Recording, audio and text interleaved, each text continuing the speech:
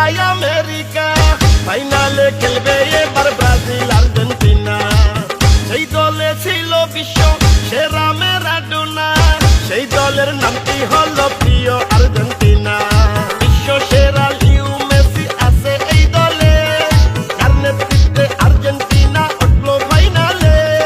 সারা বিশ্বের ফুটবল প্রেমিক একই সুরে কয়, আর্জেন্টিনার জয় হবে, আর্জেন্টিনার জয়।